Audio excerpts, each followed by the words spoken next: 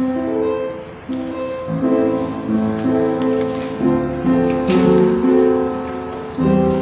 I'll go turn the coffee on now. Does anybody want iced lemonade or iced coffee? I probably just have water. What's that? I'll probably just have water. I can start bringing, I got ice cubes in the freezer down there, I can bring ice cubes up. If anybody wants something besides a hot drink, so. If nobody wants it, it's kind of pointless to just bring it up there. Where's Chaz and Paul? I think they spend a lot of time with their car. A lot of time. Oh, okay. Yeah, Good for them. Yeah. yeah, they have been. I talked with Paula, I think this was earlier last week. She sent her regards. The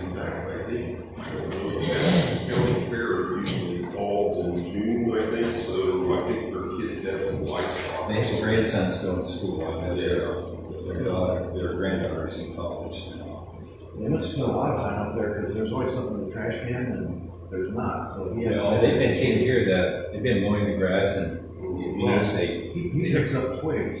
yeah, and Trash can is like a handful of twigs. well, And and I keep telling him, put them in a box. Yeah, Because I use use it as twigs to kindling. start the fire at the lake. I need like, small twigs. I got firewood, but if you can't start a fire with firewood, you need small stuff.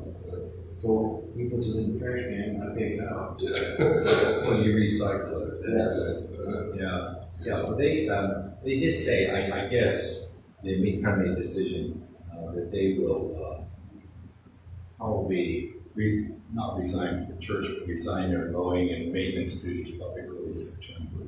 And my gosh, we've been dependent on them for so long. Yes. And I reassured Paula, hey, we'll make do. We'll figure something. We have big plans as well. So I'll make that announcement though about the annual meeting. And the third week, you're okay for the third week. Oh, you need to talk about, I'm trying to get a hold of April, I'm still trying to get a hold of April for the July 13th. I have to go to a, you want to do that or you just want to call church? I'll do something. Okay, I'm trying to get a hold of April and I'll have Derek update. I think she's gonna be available. I think she'll be. I think unless she's already got a previous commitment. Okay. She's not subbing for me anywhere. Okay. I farmed her out most of the other Sundays, but that one she's free. If you would do me a favor, you try and contact her too and tell her we'd like to have her. I'll try and get a hold of her. We're taking her out to dinner next week anyhow. So. Okay. Well, then let's plan for that tentatively, okay? And I'll go ahead and do if she gives me the material, I'll go ahead and do everything else. The only thing I can't do is, I can actually set up the thing if you want to do That's fine, but just send me the program. I'll send you the program.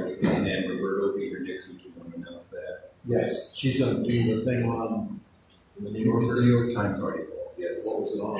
Changing religion trends, what have you. Okay. We're getting a real Unitarian thing going on here.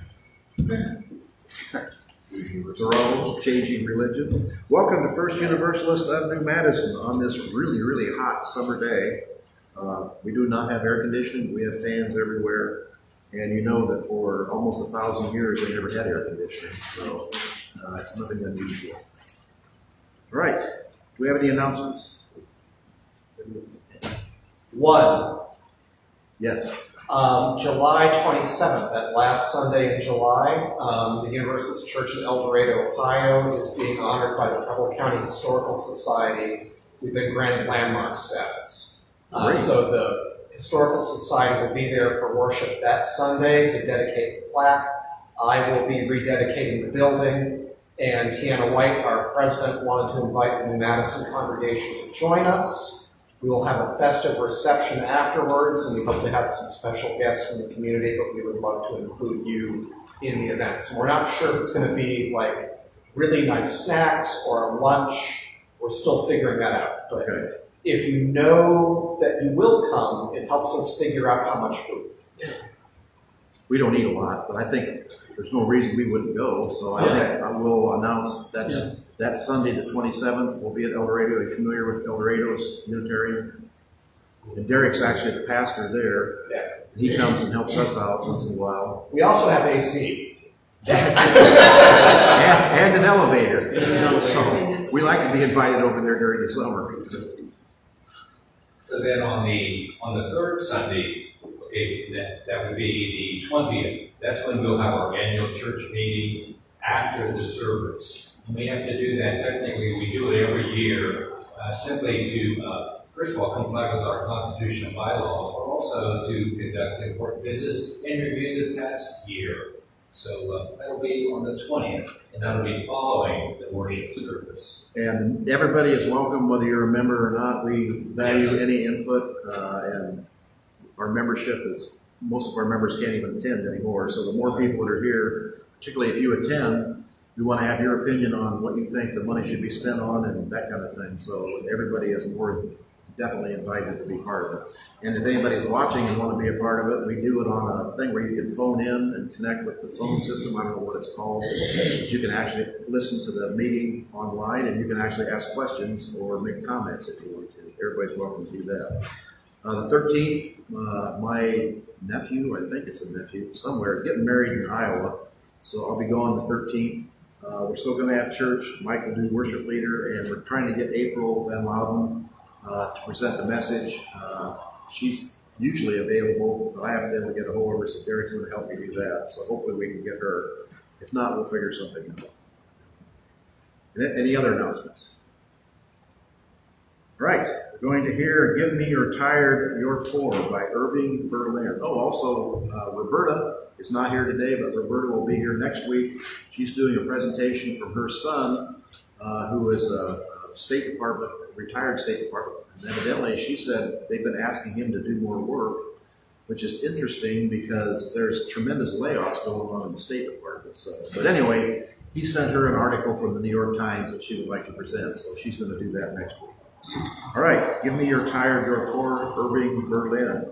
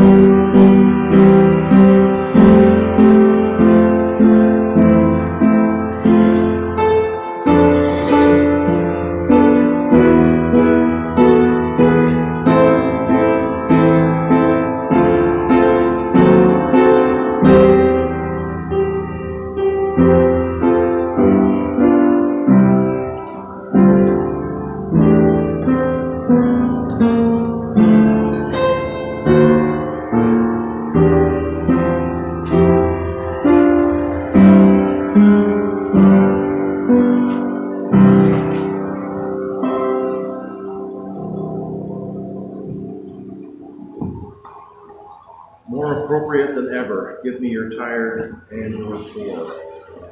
More in doubt as a national commitment. As you might notice, Henry David Thoreau is our subject per Derek. Always looking into that. Henry David Thoreau has a long history as a Unitarian Universalist, even though, and Derek may bring this up, he denied it himself at times. So kind of a confusing little thing. But it's an interesting person and interesting thoughts. And this is the Henry David Thoreau house in Concord. I did a little bit of research on it and was kind of amazed. Henry David Thoreau's brother, John, died at age 26 of lockjaw, of tetanus. A thing that there are vaccines for now. Nobody should ever die of tetanus. And I get my lockjaw. You should have it as a nurse. I can tell you, you should have a reed vaccination every 10 years. And that if you have a cut or a laceration, they will give you the shot anyway. But for an administration and a government that does not support vaccines, just one more obvious thing of the value of vaccines. It's just astounding the direction we are heading. So, all right, our chalice lighting, let us hold a quiet moment now as we light our chalice. Henry David Thoreau wrote in his journal, February 2nd, 1841, a child asked his father what became of the old moon, and he said it was cut up into stars. Consider the light. Light out of darkness, light begets light. The light which God of Genesis brought out of the darkness is the light that became our world.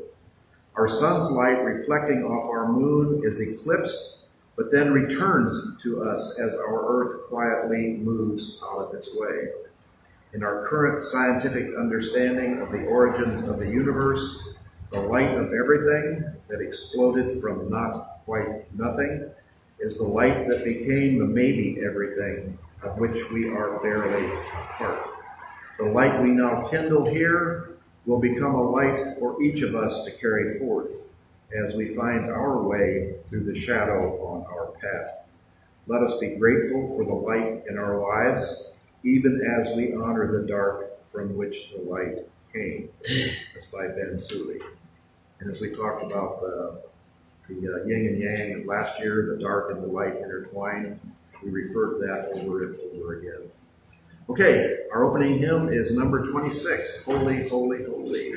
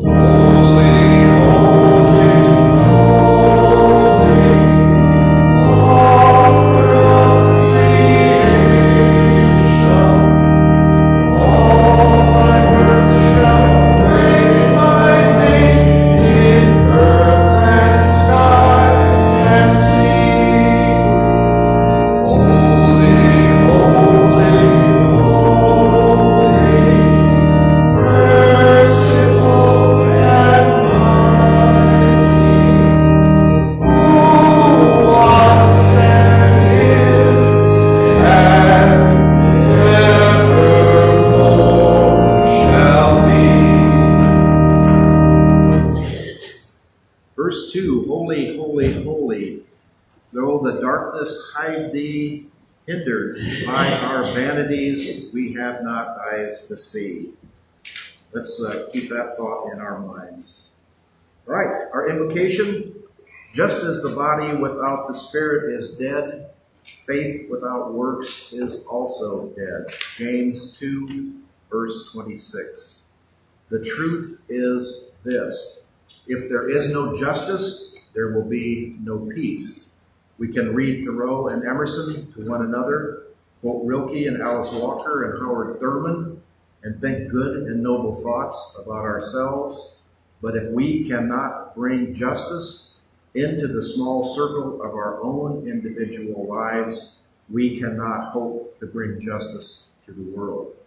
And if we do not bring justice to the world, none of us is safe and none of us will survive. Nothing that Unitarian Universalists need do is more important than making justice real, here where we are. Hard as diversity is, it is our most important task. Word, praise of DEI. Right, this was a pretty tough week. There was a lot of stuff happening and most of it not good stuff. And it continues to pile up one thing after another. So this is one of the things that hit me.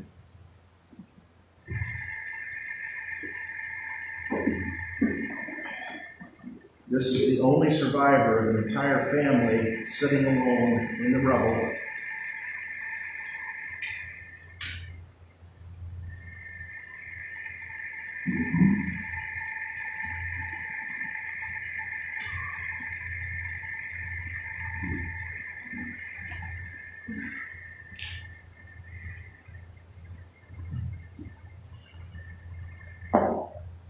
That can be Israel, that can be Tehran, that can be Yemen. It goes on and on and on. Children orphaned, alone.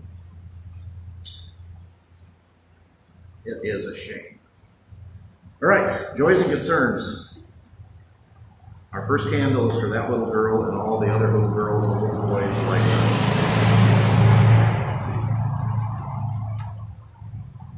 We have our sunflowers for Ukraine. Ukraine kind of gets pushed into the background. They're still being pummeled nightly with all kinds of rockets and mobile missiles. The news is there. We have to maintain our support of Ukraine, both spiritually and physically if possible. Israel and Palestine, that's where that little girl was in Iraq or in Palestine. Her parents had just been killed, and I give you that. There were 40 more Palestinians killed in Israeli strikes last night in Palestine. That goes on and on and on. There doesn't seem to be an end there. There doesn't seem to be any effort to make an end there so far. Floods in the United States, right and left. Temperatures going into the hundreds all over the United States. Tornadoes all over North Dakota, South Dakota. Is God trying to tell us something? Make your own judgment on that. We'll light a candle for all of our absent friends, family members, who we hope are doing well. Many are unable to attend or have problems that interfere. We know they're with us in spirit, and we are with them in spirit. If they need anything, please let us know. We would be more than happy to help. Let's see, 4th of July coming up. Oh, yeah. And New Madison, the sausage trailer was out. I managed to get one. Tasty. I'll be there for another one. And they'll be open also the 5th. Friday evening and all day Saturday. Friday evening. I think New Madison is having quite a thing going on this year. They got entertainment up at the They built a stage up there, and they've got electric things all set up. The fireworks are going to be Saturday at 9 o'clock or whatever time dusk is. I mentioned this before. If you want to do a fundraiser, I'll put a rope across the driveway and charge people to park here. Because when I come up here to sit and watch, the place is packed. People got their lawn chairs out and everything else, and we're honestly more than happy to share. But I mean, instead of selling sausage or selling any kind of thing we can make, any kind of food, we can just charge for parking like everybody else does. Okay. In this light a candle for those involved in planning and all the hard work and time and effort in our community. I think it reflects well in the New Madison community that they have such a great program of events around the 4th of July. That takes a lot of hard work and effort on many individuals. We've talked about this many times. Community spirit is dying. Church attendance is dying. People have too much to do. They're independently. They go watch TV or go someplace else. The volunteer organizations, when I was up at the trailer, there was no kids up there volunteering. Hopefully there's some younger people, but it's people our ages who are getting pretty decrepit and hard to get around that are carrying the volunteer load. It's not the way it used to be. It used to be people started out and worked their way up as they went along and inherited the mantle of volunteering. So to maintain, and that's our country, our civilization is built on volunteerism. It's built not on top down, on the president telling us what to do. It's built on us telling the government what we think should be done, which hopefully will take effect here sooner or later. All right. I don't know how long the fireworks have been going on, but it's close to 50 years, I'm sure. What's that? The fireworks, close to 50 Fireworks? years, yeah. Yeah, these, for a town this size, these are pretty fantastic fireworks. We come every year, or I do. As you might be aware, or maybe not, the Church of the Brethren is a really cheap country church. They have their annual conference every year over July 4th. Why? Because convention centers are empty over July 4th, so we get a real discount. So my wife will be in North Carolina at the annual convention for the Church of the Brethren on July 4th, but I'll be here for the sausage and the fireworks. All right. Any thoughts, prayers? Yes. My family still needs lots of prayers. And that was your friend that we talked about last week. Okay. It's still in need of spiritual and support. A lot. Okay. Do you want to say anything else? Repeat it again? Okay. This is the person we talked about last week that needs our support, and nothing. Hopefully things have changed. Hopefully our support is doing a little bit of good, and just the knowledge that other people care does have some effect. I truly believe that. All right. Our final candle is for the unspoken thoughts and prayers, perhaps even unrecognized in yourself. Anyone, if we can help, please let us know. Okay. Our message is Thoreau with Reverend Derek, and once again, a different picture of Thoreau.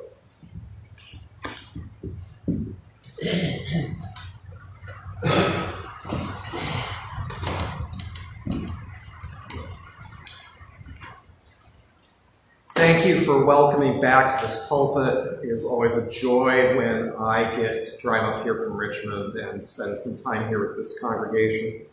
The full title of my message is Thoreau, Reverence is Not Fear. The reading appointed for this morning comes from Henry David Thoreau's 1837 letter to Harrison Blake. The deity would be reverenced, not feared. Whatever is grand, whatever is wonderful or mysterious, may be a source of the sublime, but terror inevitably injures, and if excessive, may entirely destroy its effect. Henry David Thoreau in 1837. So in 1837, Henry David Thoreau was a student at Harvard, and as he would journey into life after college, he would gain a reputation as a man who was in some ways anti-religious, which may not be the most accurate way to view him. Some, though, also wish to make Thoreau out to be a Unitarian saint, equivalent to St. Francis of Assisi. Others make him out to be at the vanguard of modern secularism. Both miss out on what is really going on with him. Something that never quite fit into either of those baskets. Later in life, Thoreau would divorce himself from his family's Unitarian church in Concord, Massachusetts, a church that he would insist he was never really a member of. It was where his mother went to church. And yet, many of his good friends were Unitarian ministers. His fraught friendship with Ralph Waldo Emerson looms large in public memory and sometimes overshadows friendships that he had with other ministers. But he also enjoyed a long, lifelong friendship with Harrison Blake. In fact, his friendship with Blake would be so important that after Thoreau died, Blake became the executor for all of Thoreau's posthumous publications. So while students at Harvard, the two had spirited exchange of letters one summer about a Puritan theologian that they had read the previous semester, a Puritan named Edmund Burke. Burke, a century earlier in the 1750s, wrote this: "Fear reveals the sublime. Terror, in all cases whatsoever, either more openly or latently, is the ruling principle of the sublime." Harrison was rather indifferent to Burke and didn't want to waste more time on him, possibly seeing him as an obsolete thinker. But Thoreau went one step further. Thoreau took great offense at the Puritan thinker. Now, it isn't hard to understand what Burke was getting at. It's this notion that is pervasive in American culture, no matter if it has its origins among the Puritans or among later preachers of hellfire and damnation. At its worst, it is a culture that presents God as something that you need to be terrified of. The violent parent who might strike somebody down the moment they discover you are not perfect. And as the logic goes, you deserve nothing less than the abuse. In a more benign form, it is that frightening thrill that people have when they see the destructive power of the natural world. Hurricanes, earthquakes, forest fires, lightning strikes. And one can feel very small and awestruck in the face of such things. Now, I'm going to point out this morning that Thoreau was very familiar with that awestruck feeling. From Concord, Massachusetts, it was not a big distance to the sea. And Thoreau was very familiar with the storms that could move across the ocean, land upon New England's shores with torrential rain, violent wind, hammering waves. And by his own admission, he felt a kind of fearful awe of such things. But I'm going to point out two additional things to put this in context. First, Thoreau had a set of ideas that prefigure movements in the 20th century, movements that are now called process theology. Thoreau saw parts of nature, including the destructive parts, as manifestations of creative power. Thoreau saw the natural world as a whole, as a manifestation of God, and understood the connection between destruction and creation. The storms that swept off the sea would sweep debris and dead branches out of the forest canopy, providing opportunities for new growth that otherwise would have been strangled in stagnation. Second thing I want you to know, despite his own emotional response, that kind of fearful awe at the sight of natural disasters, Thoreau still differentiated between that kind of fear and the act of reverence. Thoreau's letter to his friend was an early attempt, while in college, to articulate a criticism born out of keen observation. Thoreau was trying to explain to Blake the price he saw people paying when they conflated fear with reverence. And I can say that I have seen the corrosive power of being afraid of God. I grew up in a church setting where God was presented to us as something or somebody to be afraid of. We were told that we were inherently unclean creatures, deserving of nothing more than God's punishment. And under such circumstances, it was difficult to love yourself, difficult to love God, difficult to love your neighbors. What we were left with was fear of God, fear of ourselves, and fear of our neighbors. And that is no way to live. It is no way to live faithfully. It reduces God to a cosmic boogeyman who will always try to get you.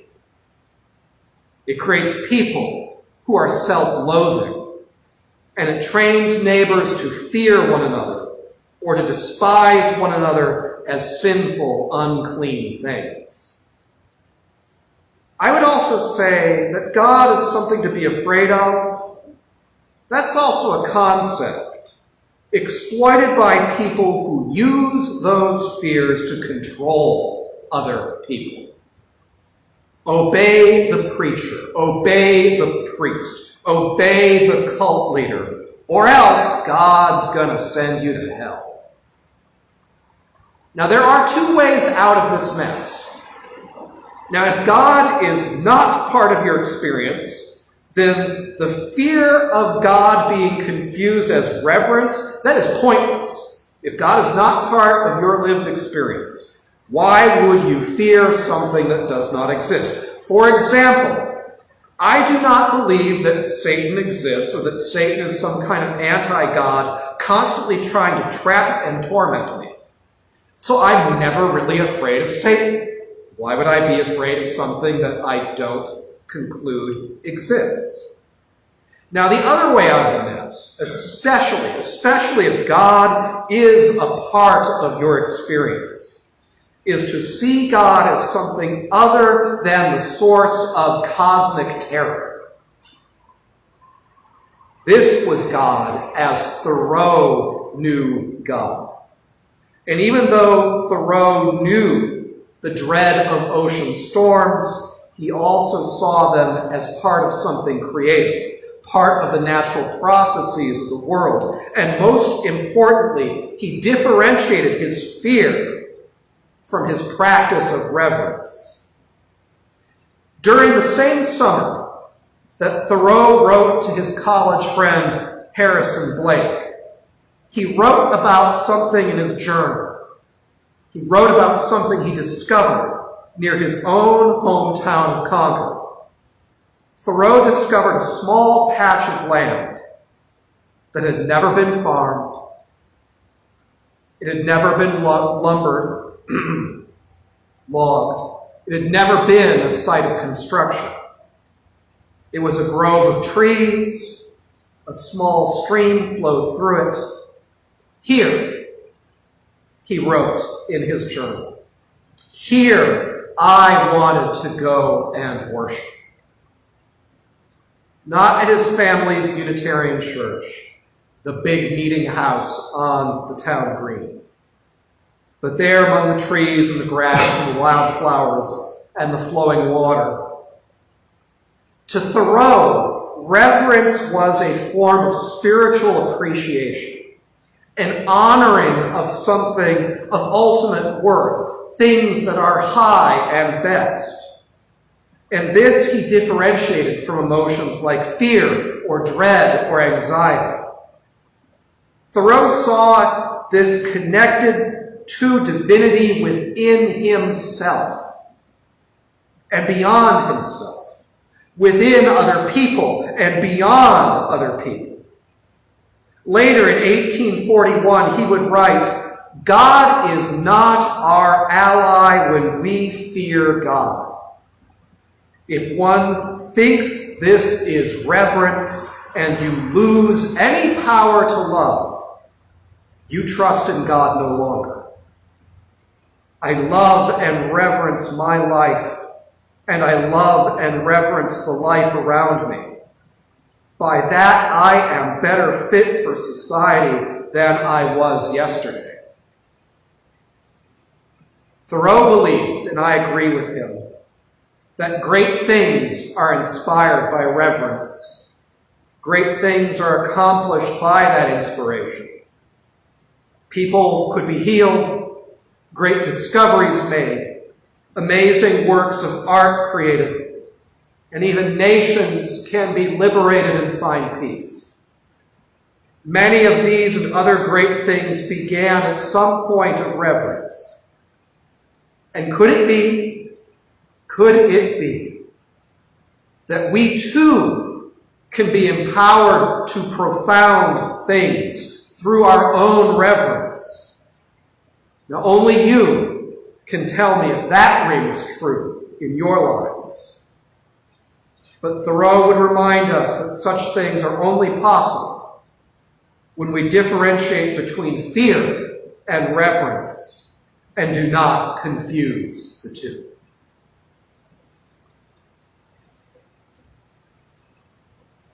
One of my joys when I am in this pulpit, and it's also true down in El Dorado, but it's not a very common practice, is that the message is not completely mine to give. It is shared with everyone who gathers in the congregation. And I almost always walk away from here with an insight into something I did not have before. Hopefully a little bit wiser, a little bit more compassionate than I was when I got up this morning. So I want to open up our time of dialogue. Open it to the questions you have in your heart, the things that you're wondering about, the insights you have to share that might help build one another up. Because I am not the only person in this building who can be inspired with wisdom and truth. What would you share this morning?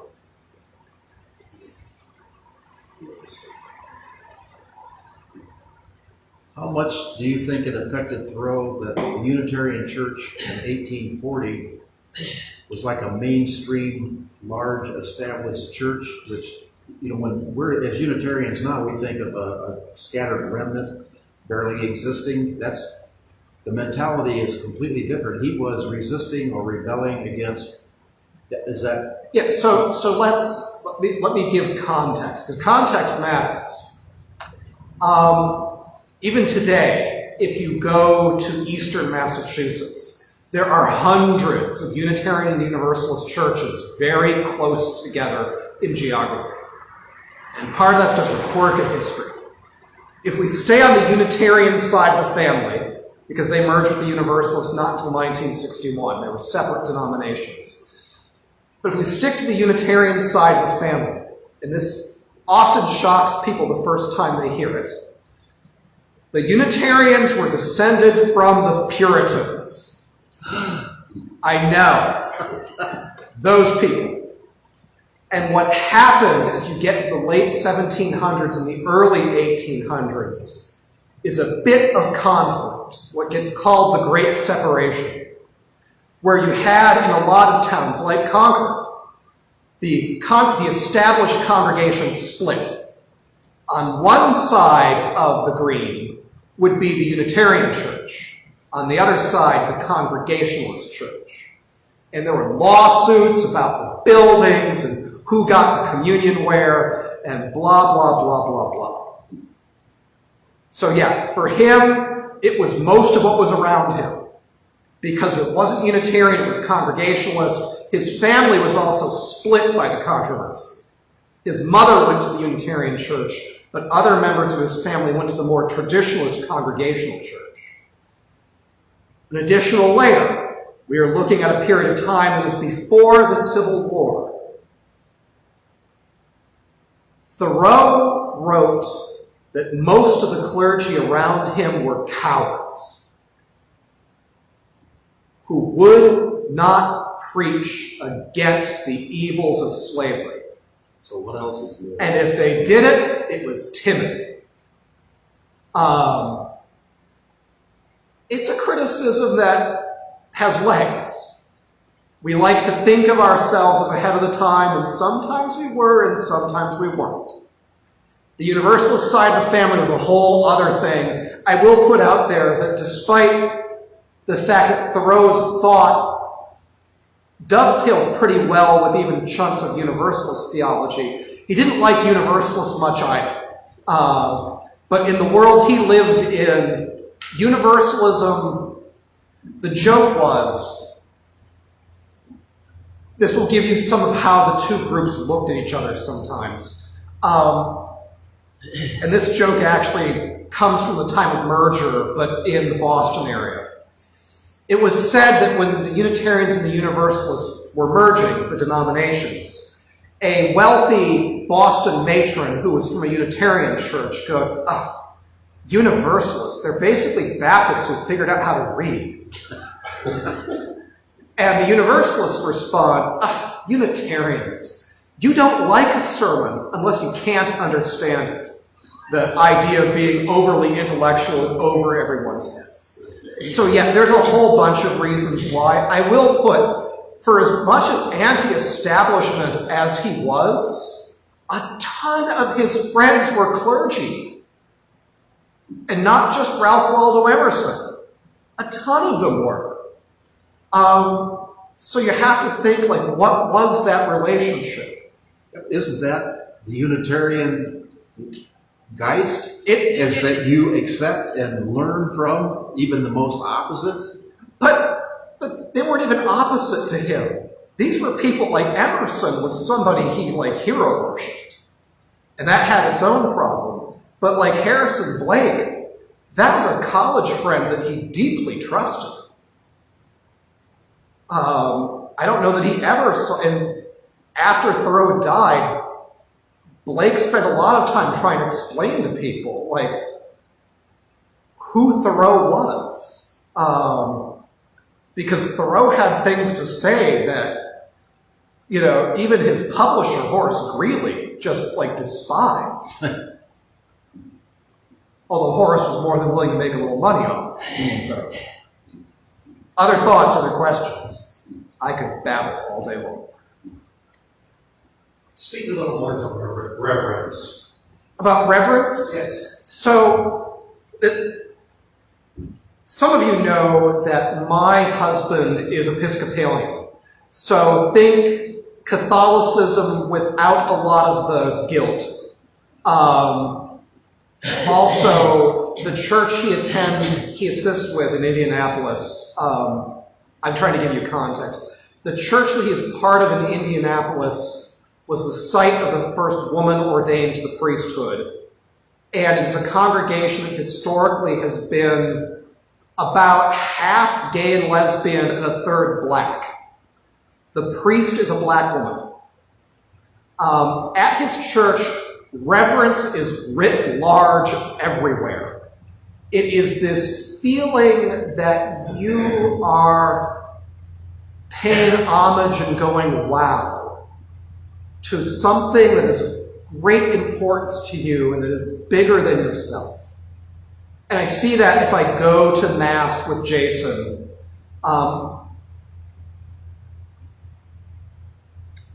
To give you an idea, like if you are approaching the altar, you bow. And you bow again before you turn your back. That is an act of reverence. It's a reverent gesture. Thoreau felt all kinds of reverence, but in places that people didn't expect. Walking into that grove of trees. He also, this is a story for another day, experienced reverence while on a trip to Montreal, where he stepped inside a Catholic church. He said it would have been a great experience, except for the priest. But he said, here I am looking around on a Tuesday, and there are a bunch of elderly women praying and lighting candles, and there's artwork everywhere. The Unitarians at that time kept everything very plain, like clear glass, whitewashed walls, all that. And then, later there come in some young workmen before they start their day. They kneel and say something and then walk back out. He said, if someone did that at the Unitarian Meeting House on a Tuesday back in Concord, we'd run them out of town as a lunatic. You don't go in the meeting house on a Tuesday. They said these people were experiencing reverence of some kind. But very contextual. And he can, yes, Natural. but he connected it as an echo. And he said, why shouldn't we be experiencing reverence in all kinds of places and every day of the week, and not just on Sunday when they herd us into the meeting house? What's the difference between reverence and dogma? Dogma is an attempt, so reverence is an act that you perform, or I perform. Dogma is an approach to teaching. Dogma is when doctrine becomes enforced ruthlessly. So, for example, I grew up in a church where the dogma, because it was enforced ruthlessly, and I can recite the confession from memory. I confess to you, my brothers and sisters, and to you, God Almighty, that I am sinful by nature and unclean and deserving of God's just punishment. Every Sunday, recite it over and over and over and over again. To disagree with that would get you run out of the church. And at the very least, the pastor would deny you communion. And just for those wondering, this was not Catholic. This was something else. I can tell you later what it was. No need to stick that out on the internet. But yeah, so that's what being dogmatic is about. Doesn't that expel any kind of reverence that might have existed? Oh, yes. Yes, that would be exactly Thoreau's point in other places. That when we try to be dogmatic, especially in the fearful end of things, it erodes any sense of reverence and then eventually destroys it. It's like my husband will say, every now and then on I-70 on the way to Indianapolis, you will see a billboard that basically says, "Are you going to hell? Do you know Jesus?" And Jason, being the very good Episcopalian Christian, will say, if Jesus is a fire insurance policy, you don't really love him that much. Like, all you're looking for is to, like, avoid getting burned. And so, yeah, it is just, I think Thoreau, in my opinion, is very right.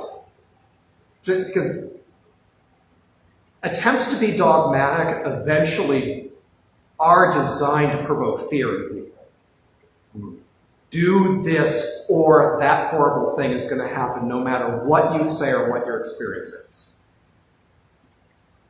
And I'll equate that to the current forced patriotism. Oh, yeah. Oh, Real yeah. patriotism does not have tanks on the streets of Washington, D.C. Oh, yeah. It's one thing if I sing freely, my country 'tis of thee. It's another thing if I'm being told, I can't have a disrespectful meme of a politician on my phone. And if you think that's not a thing, try crossing the international border. Because they can look at your phone.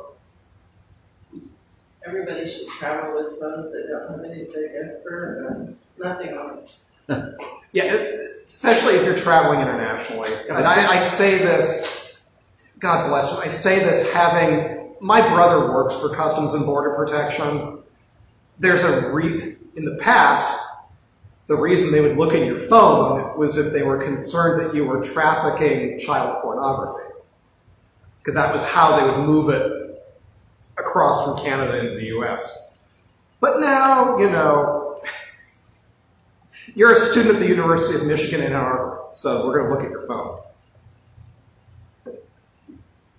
Yeah, what does that say about us? Well, we all know what that says. Yeah, that's a sermon for a different day. Yeah, well, that's a sermon we get almost every week. I apologize. Yes. For that. I want to say something about what you talked about. Please. And, it kind of hit me because all my life I've been in and out of churches, my parents were not, they didn't push religion, so I went with the bus, or I went with, my friends and every church, they may seem different, but they're all like pushing this fear God, you gotta fear God, and God, like this is your punishment, the devil's getting in you, things like that. And I don't understand how people, because I've read the Bible and I've, done lots of studying, and I understand that most people don't. They just listen and they just think that they know everything because the preacher said this. And when I look at mission statements from churches, because we were just looking for churches, because he wanted to go to church, and I wanted to make sure that he didn't go to a church that was going to treat him the way that he's been treated before in certain situations. So I wanted to make sure he felt safe. And when I'm reading mission statements and it's saying, we're not going to accept you if you're this, and we're not going to accept you if you're that, but we are supposed to love God and be loving of God and accept God's love. And I understand why some people say they fear God to set their morals or whatever, but I don't need to fear God to set my morals. I want God to see that I'm doing good and that I don't need to fear him because the love is more important than fear. You have just recapitulated the first 50 years of Universalist theology. Right there. That we do the good thing because we understand that it is the good thing. If we do the good thing because we're afraid, maybe we don't believe it's the good thing. Because if we really did believe it was the good thing, we'd do it.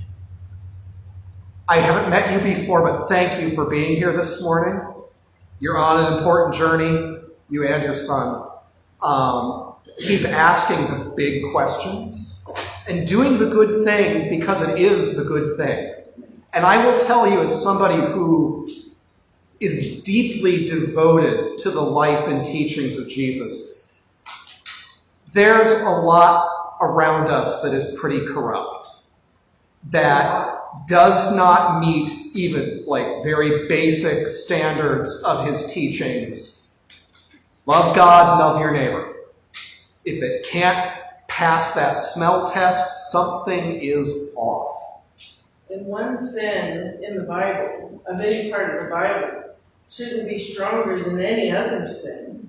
Like it's the same, people just even hating on someone, that's a sin. And I'll make this my last thing before I step down from the pulpit. No, this is great.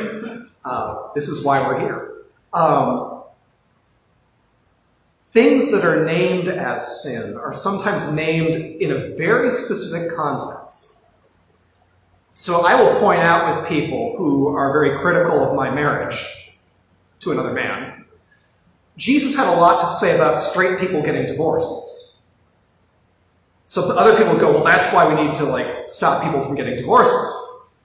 I'm do you understand the context of divorce during the time of Jesus? During the time of Jesus, a man could divorce his wife for all sorts of reasons, some of them very petty. I don't like her cooking. She never gave birth to a boy. Sorry, but that's the dude's genetic fault. They wouldn't have known that. They wouldn't have known that, but it was.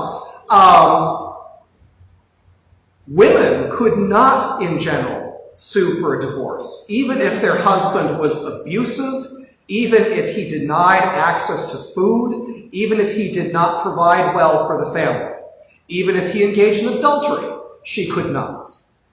So of course Jesus would condemn the divorce around him, because that's how it was going on. And so to take that and say it's a sin without the context is to be lazy with your scholarship. So, thank you, and I'm so glad to meet you this morning.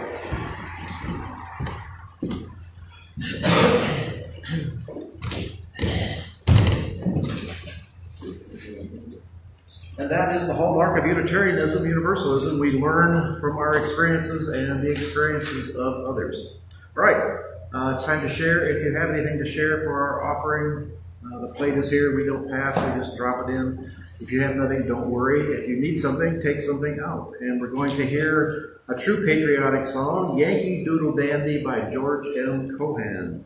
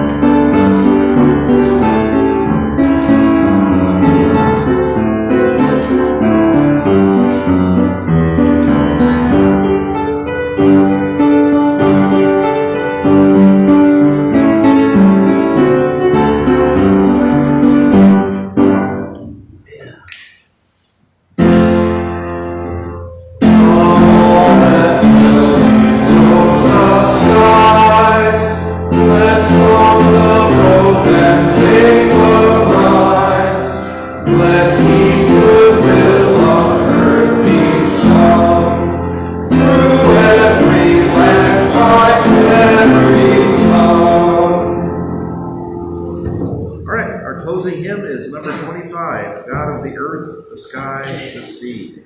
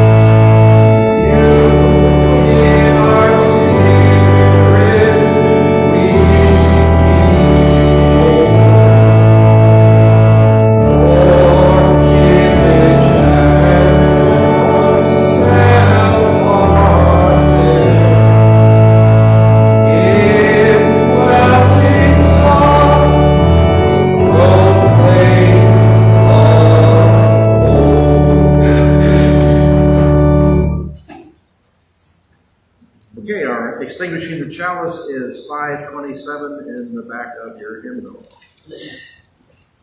Immortality. It is eternity now.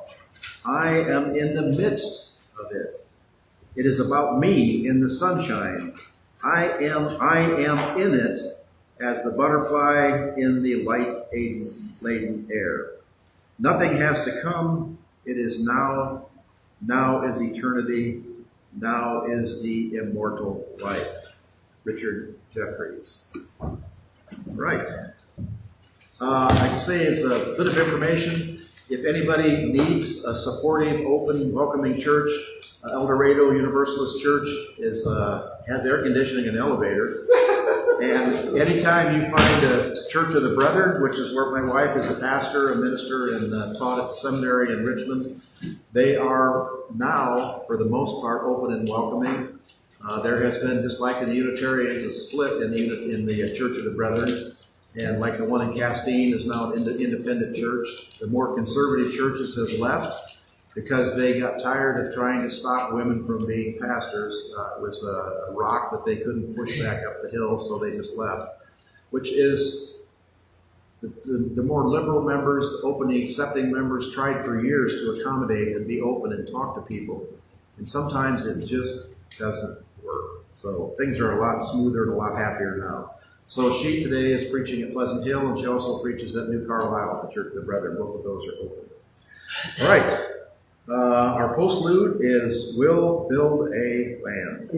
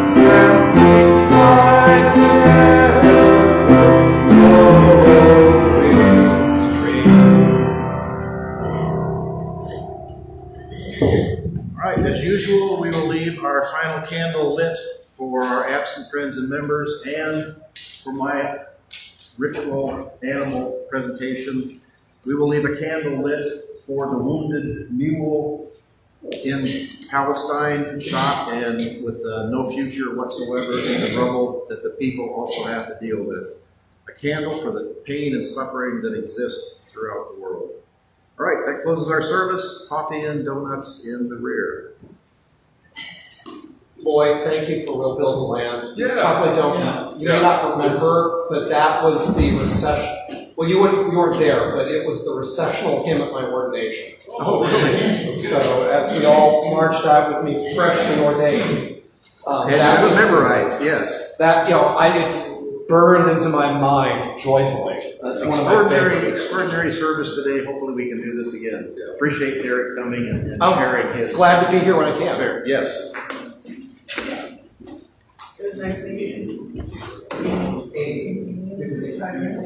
I want to be on our mailing list. Yes. I'm not scared. You've been coming here for 30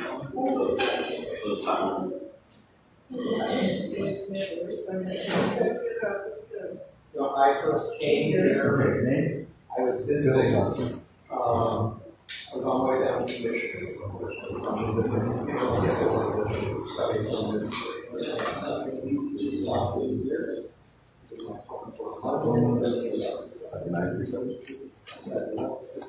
and 5.0.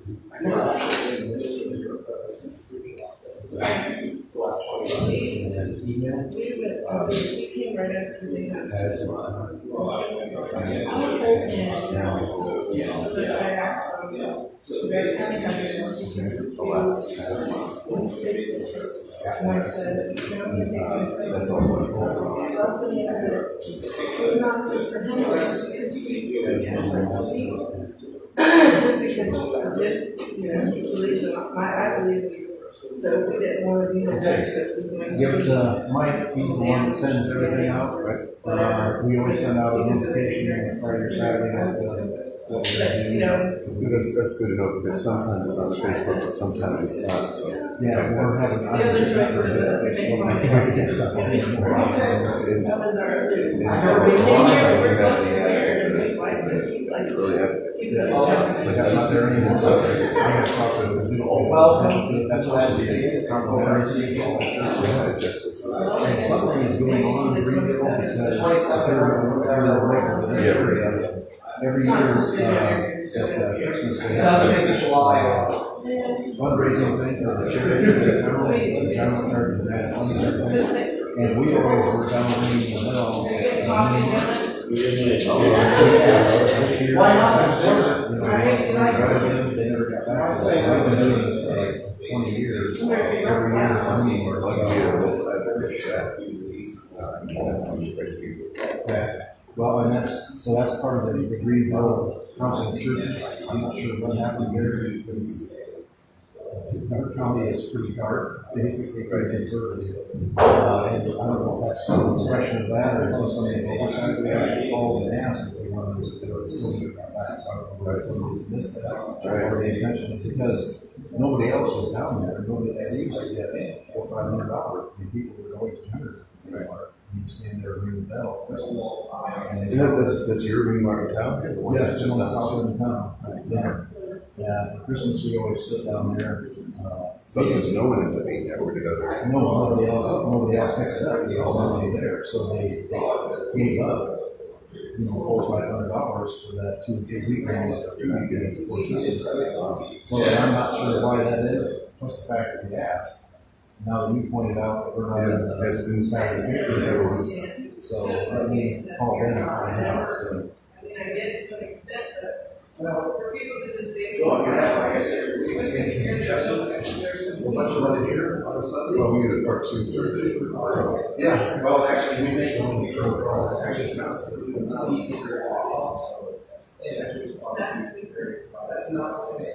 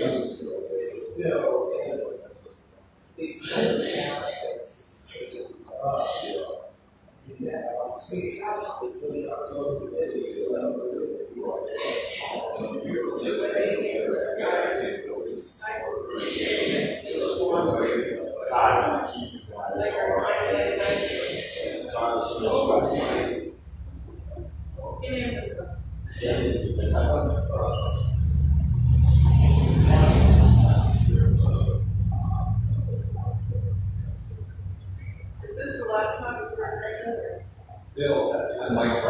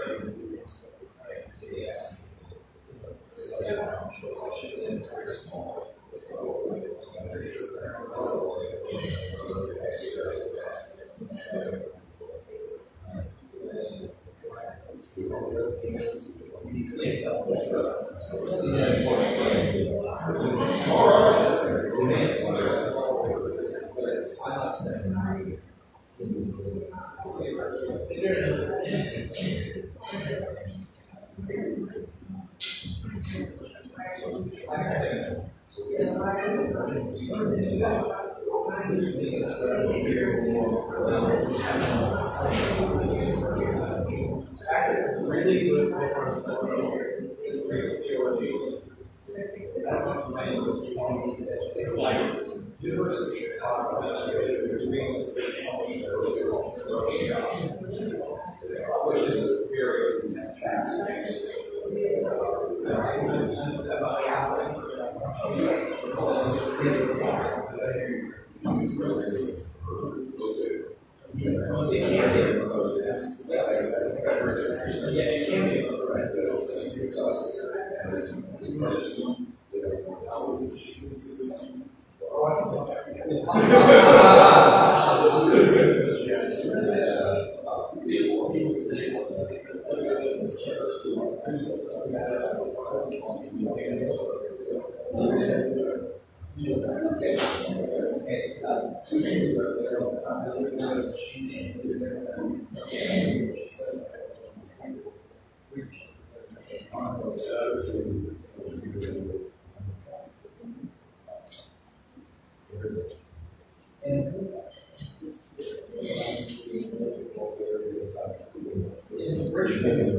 in Richmond, there were a bunch of people in master class,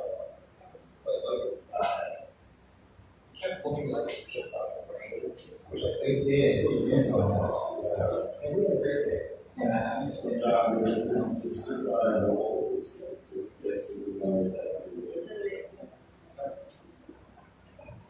Cluster brain.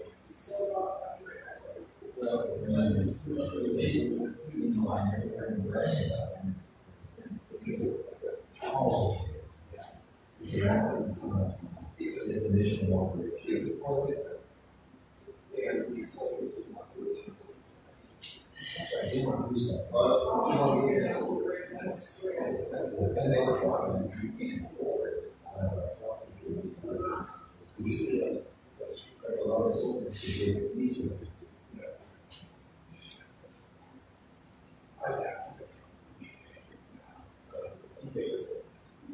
That is question.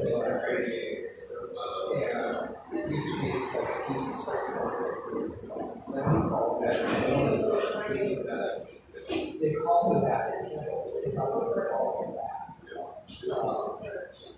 And it has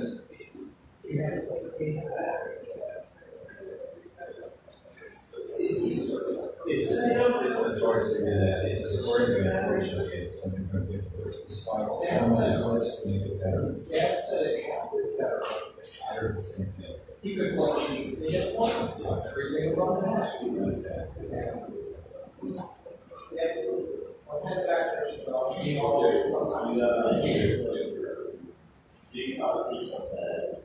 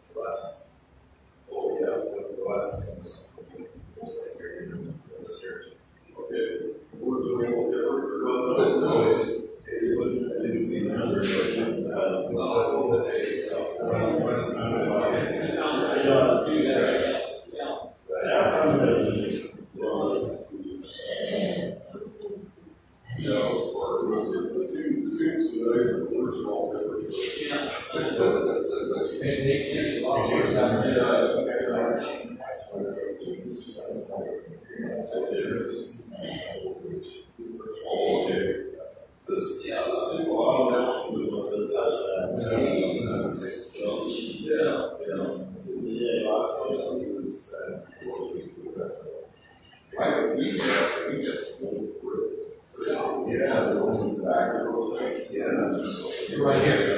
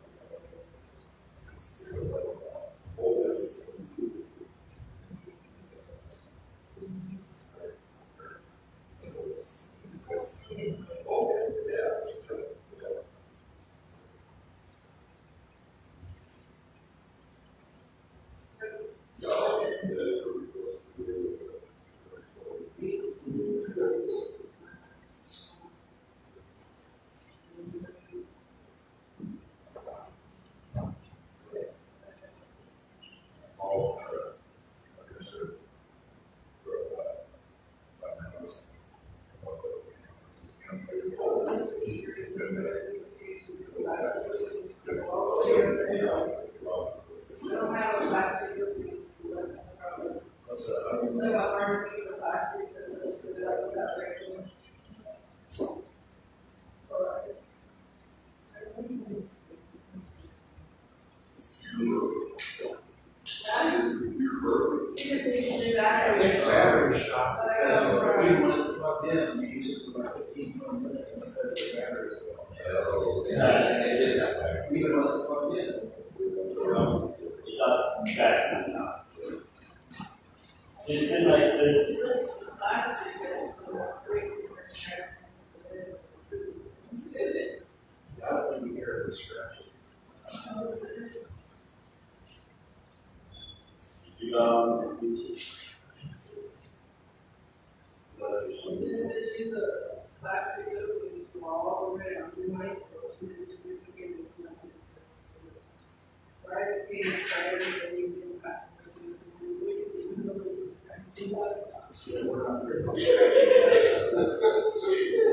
It's trash.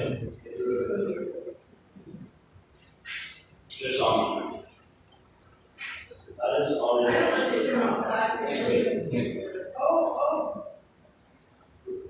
Oh, and I would say I don't know how to work with them.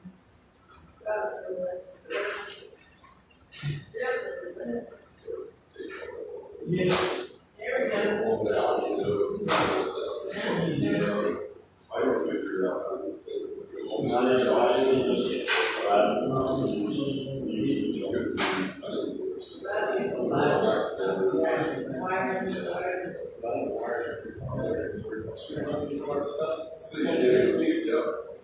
See you, See you, Kenny. We don't get it fixed. See you, Kenny. I'll see you at the sausage trailer. Kenny, when's it open?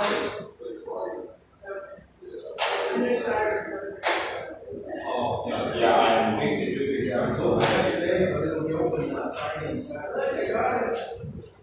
Right. Is there other programs out? Is there a book out for this for that line here?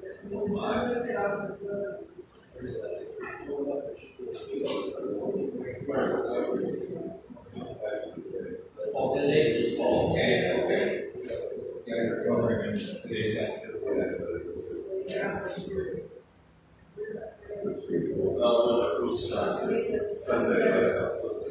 That's nice that this staggered.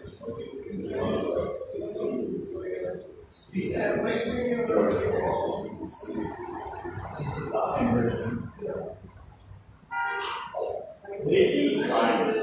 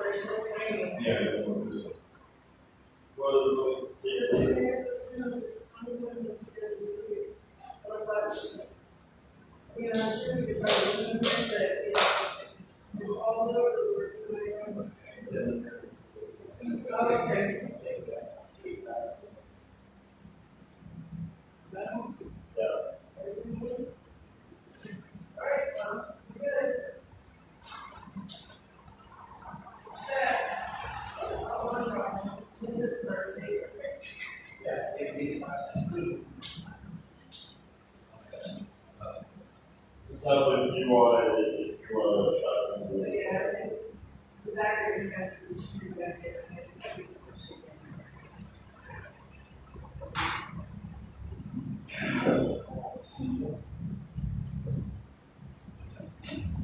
I will clear one for another. It's funny that you say that you're going, oh, you're looking at it.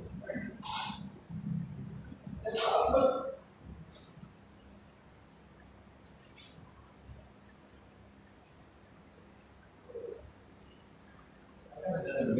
From Bali.